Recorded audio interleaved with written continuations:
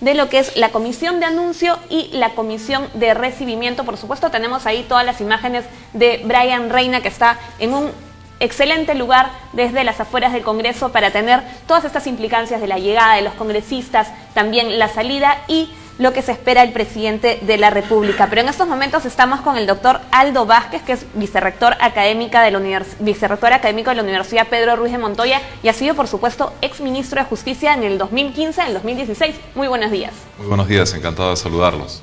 Doctor Vázquez, usted es vicerrector académico de la Universidad Antonio Ruiz de Montoya. Quisiéramos preguntarle sus expectativas respecto al mensaje de la Nación. Estamos cumpliendo 198 años. ¿Hay expectativa, en realidad, de lo que van a ser estos dos últimos años de una gestión que comenzó en el año 2016, con un cambio en la mitad del camino? ¿Cuáles son sus expectativas respecto al mensaje? Bueno, el mensaje presidencial, como sabemos, es un imperativo constitucional. El presidente de la República está constitucionalmente exigido de asistir al inicio de la legislatura, coincidiendo con el 28 de julio, para presentar su mensaje a la nación. Así lo establece el inciso séptimo del artículo 118 de la Constitución. Y el sentido de esta presentación del presidente ante la representación nacional es esencialmente el de dar cuenta de su gestión, es decir, cuáles son los logros alcanzados, obtenidos durante el año de su mandato que transcurre entre un mensaje y otro. Yo tengo, por cierto, expectativas, como todos los ciudadanos, en relación al mensaje. Y diría que hay fundamentalmente dos planos respecto de los cuales nos hacemos los ciudadanos expectativa. Uno es el que se refiere al ámbito propiamente político, porque como sabemos es el que ha marcado de modo esencial la gestión del presidente Vizcarra y fundamentalmente en relación a las reformas política y judicial propuestas por el presidente. Y otro plano, por supuesto, que atañe directamente a la calidad de vida de los ciudadanos, aunque también el político y el judicial tienen relación con la calidad de vida de los ciudadanos, pero hay, por supuesto, un plano que tiene que ver más bien con la realización de ciertas acciones directas de beneficio a la población. Me estoy refiriendo, por ejemplo, al tema de la reconstrucción del norte en el país, el tema de la conflictividad social, que está muy vinculado con la inversión privada, la mejora de las condiciones de vida de la población, por ejemplo, en lo que se refiere al tema de la anemia, que ha sido también materia de debate y de discusión. En fin, la reactivación de la economía nacional.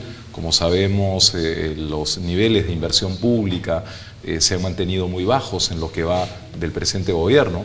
Entonces yo diría que son dos planos en los cuales hay expectativas. En todo caso, son expectativas en el ámbito político, como usted menciona, y en esto relacionado con la calidad de vida de los ciudadanos. Hay un escenario distinto al que teníamos ayer y días anteriores. En la presidencia del Congreso está el señor Pedro de la Echea, que ayer en su primera intervención, en su mensaje, luego de ser elegido presidente, dio algunas líneas de lo que va a ser la gestión desde la presidencia del Congreso de la República. ¿Cómo cree usted que se va a plantear esa relación ejecutivo-poder legislativo con nuevos actores? Bueno, yo por supuesto desearía de que esa sea una relación constructiva, una relación de cooperación entre dos poderes públicos que están llamados además a actuar al unísono en beneficio del país. Sin embargo, es difícil ser demasiado optimista al respecto, porque más allá de quiénes sean los actores que han sido elegidos como integrantes de la mesa directiva del Congreso de la República, lo que está claro es que ha ganado una mayoría parlamentaria que ha sido confrontacional durante estos años y es difícil suponer que esa postura vaya a cambiar en los próximos 2 que restan de mandato constitucional. Pero sin embargo, creo que este es un buen momento como para reflexionar en torno de los roles que corresponden a los poderes del Estado y establecer una agenda común que pasa seguramente por estos temas que acabamos de mencionar. Justamente en el primer mensaje del presidente Vizcarra, que fue el año pasado, porque él asume el mando en marzo del 2018, él plantea estos 4 puntos de reforma, ¿no? Y que los lleva a referéndum. Ahora también se espera una respuesta luego de la aprobación y luego de las respuestas que ha tenido de ida y venida con el Congreso, ¿cierto? Así es, así es. Como la opinión pública sabe bien, el presidente de la República envió 6 proyectos de reforma al Congreso de la República, 2 de los cuales suponían reformas constitucionales y otros 4 modificaciones a leyes ordinarias que tienen que ver fundamentalmente con el proceso político. Las reformas constitucionales, como se sabe, una ha sido aprobada, que es la que se refiere a la imposibilidad de que puedan postular al Congreso de la República personas que han sido sentenciadas en primera instancia por delito doloso que tiene pena mayor a los 4 años. La segunda reforma constitucional no ha sido en verdad aprobada, ha sido desnaturalizada respecto de la propuesta inicial y se refería a la inmunidad parlamentaria. Como sabemos, la inmunidad parlamentaria es una institución jurídica constitucional que viene desde los tiempos de la Revolución Inglesa en el siglo XVII y fundamentalmente lo que buscaba en aquel entonces, siglos atrás, era garantizar la autonomía, la independencia de los parlamentarios frente al absolutismo monárquico de entonces. Esa figura, sin embargo, hoy día no se justifica en la medida en que no enfrentamos regímenes absolutistas. Incluso la propia democracia británica ya ha desechado la figura de la inmunidad parlamentaria, lo mismo ha ocurrido en Canadá, en Australia, también en nuestro entorno cultural, como en Colombia, en Bolivia, en Chile, donde es el Poder Judicial el que levanta la inmunidad parlamentaria. Es verdad que hay muchos países que todavía la conservan y el Perú también, pero desgraciadamente en nuestro país ha sido utilizada, como es evidente, para blindar muchas veces a personajes que no deberían estar en el hemiciclo del Congreso de la República, sino en un penal. Y bueno, y las otras modificaciones o las otras propuestas de reforma que fueron enviadas al Congreso se refieren más bien a normas ordinarias que tienen que ver con el proceso político, ¿no? Las elecciones primarias, por ejemplo, la eliminación del voto preferencial. Entonces, ha llegado un punto ahora en que el Ejecutivo tiene que pronunciarse al respecto, porque el Ejecutivo hizo cuestión de confianza sobre estos particulares.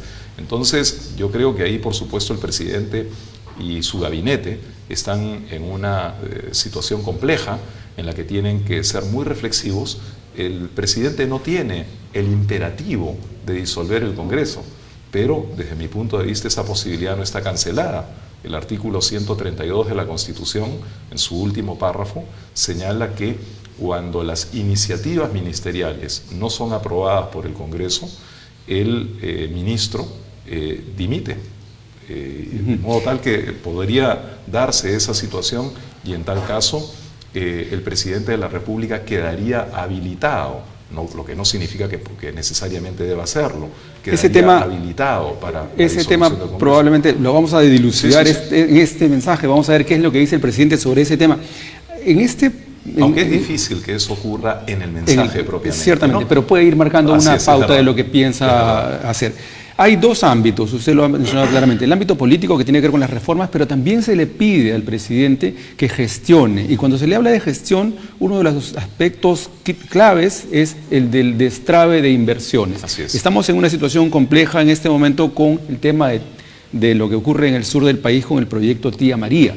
¿Cuál cree usted que va a ser lo gravitante en este 4º año, toda vez que el último año ya como es año electoral, es más difícil, digamos, aplicar proyectos o en todo caso impulsar iniciativas potentes? ¿Qué cree usted que va a ser gravitante en este año que comienza, en este año el 4º de gobierno, o en todo caso el tercero, 2 y medio de Martín Vizcarra? Sí. En esos 2 planos, ¿cuál cree usted que va a ser lo gravitante? ¿La parte de la gestión y la economía o todavía los temas de la reforma política? No, bueno, dependerá en gran medida de la decisión que adopte el presidente de la República respecto del modo como dilucidar esta cuestión de las reformas propuestas. Pero es evidente, por otra parte, que la población está urgida de una serie de necesidades.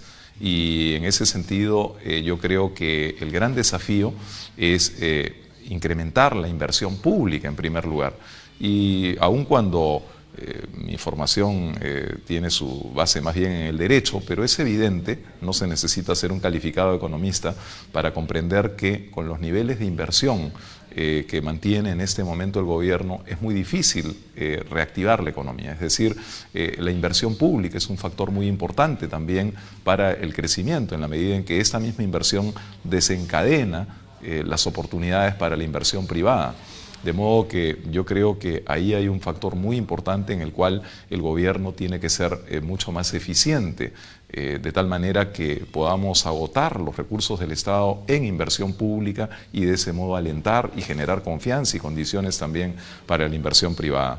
Creo que otro aspecto fundamental será sin duda el de la conflictividad social.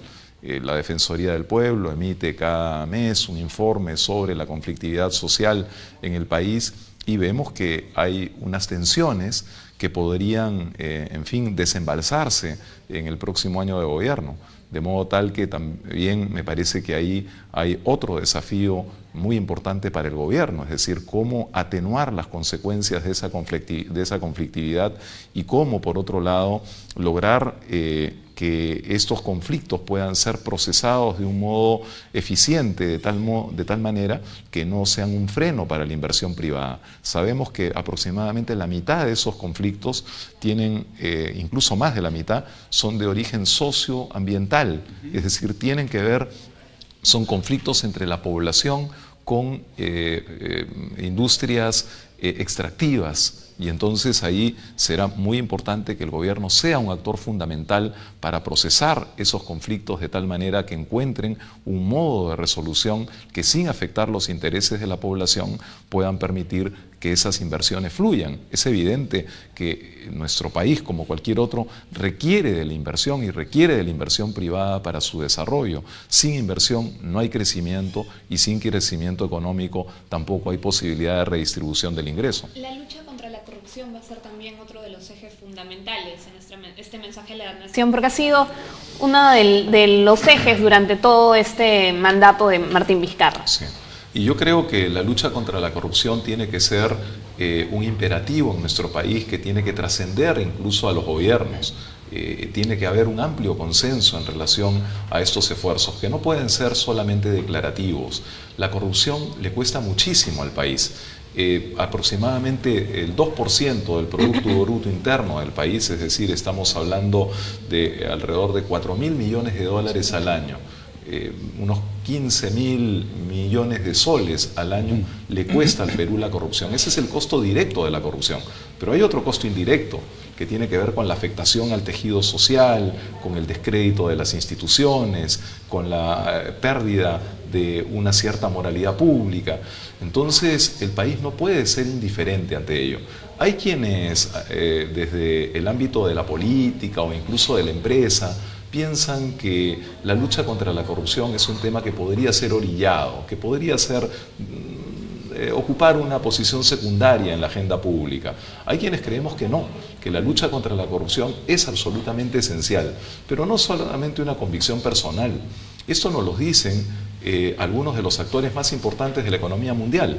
Por ejemplo, el Foro Económico Mundial, que publica cada año su informe sobre competitividad, nos recuerda que el Perú está bien ubicado en lo que se refiere a sus indicadores macroeconómicos, ¿no? Es decir, hay un equilibrio fiscal, hay un equilibrio monetario, hay un equilibrio comercial, los grandes macroequilibrios económicos están bien, la economía, aun cuando no crece en los niveles que desearíamos, sin embargo, se mantiene en crecimiento desde hace ya casi 2 décadas.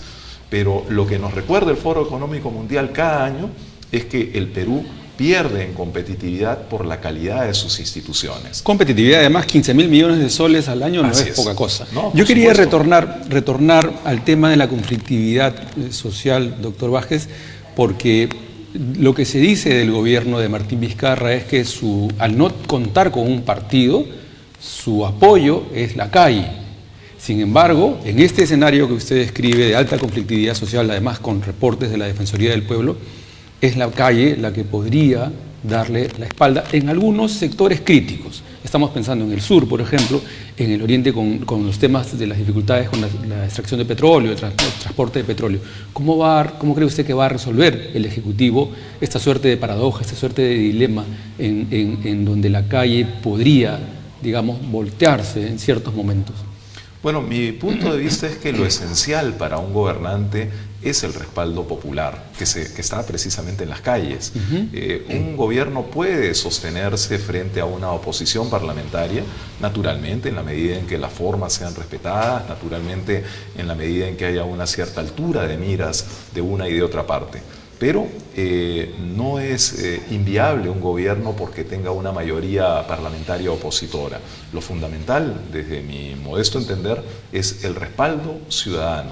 Ahora, ese respaldo ciudadano se conquista con obras, se conquista con acciones. Y ahí yo creo que será muy importante el despliegue del gobierno en todo el país. Creo que desde el punto de vista estratégico, si se quiere, el gobierno tiene que hacer una presencia significativa en todo el país, a través de la obra pública y a través de la relación con los gobiernos subnacionales, con los gobiernos regionales y con los gobiernos locales. Es allí donde el gobierno podrá afianzarse en el respaldo popular. En el plano de los gobiernos regionales la preocupación es el índice de ejecución. Estamos al séptimo mes del año, cerrando el séptimo mes del año, y hay todavía regiones que tienen dificultades para ejecutar. Claro, la realidad demuestra que la ejecución se hace en el segundo tramo, por lo general. Pero ¿cómo se resuelve ese tema de las carencias en la ejecución del presupuesto público, toda vez que, como usted menciona, es la obra, es la inversión, la presencia del Estado, la que un poco luego se refleja en el respaldo y la aprobación de la población? Sí, yo creo también que en lo que se refiere a la ejecución del gasto público en gobiernos regionales y locales, hay un factor que hay que considerar, que aun cuando explica la situación no la justifica. Y ese factor es que se trata de autoridades nuevas. Como sabemos, a fines del año pasado elegimos autoridades regionales y autoridades locales, que llegan, claro, con muchas de ellas inexpertas en la gestión pública, designan funcionarios de su confianza, frecuentemente también inexpertos en los cargos que ocupan, y entonces es ahora, hacia mitad del año, cuando empiezan a ganar esa experiencia y cuando empiezan a descubrir los mecanismos que les permite ejecutar plenamente esa inversión. Pero, sin embargo, eso no basta, no es suficiente, necesitamos resultados. Y hoy día, ya una buena parte del presupuesto general de la República se ejecuta a partir de los gobiernos regionales y de los gobiernos locales. Ahí también tendrá que ser muy importante el apoyo que pueda prestar el Poder Ejecutivo a esos gobiernos regionales y locales para que puedan elaborar los proyectos en las condiciones en que puedan ser aprobados para su ejecución, para que se puedan aprobar los desembolsos correspondientes. Y por otro lado, tampoco se puede ignorar el hecho de que hoy día los funcionarios públicos tienen, por cierto, un temor explicable frente a cualquier decisión que suponga ejecución del gasto público, porque sabemos bien que todo funcionario público está siendo mirado con lupa por la Contraloría General de la República, por el Ministerio Público, por el Congreso de la República. Entonces ahí también tendremos que ser innovadores, ingeniosos. El país como tal tiene que establecer mecanismos que, siendo absolutamente transparentes, sean garantía también de eficiencia. Hoy día se alude a las obras de los Panamericanos que celebramos con tanto entusiasmo. Bueno, ellas responden a un cierto modelo de ejecución de la obra pública que seguramente habría que tomar como referencia para obras a futuro. Muy bien, doctor Vázquez, muchas gracias por compartir sus puntos de vista con el público de la Agencia Andina. Vamos a esperar el mensaje del presidente Martín Vizcarra en unos minutos más. Claro que sí. Gracias por su participación. Bien, vamos a entrar en contacto de inmediato con el señor Luis Benavente.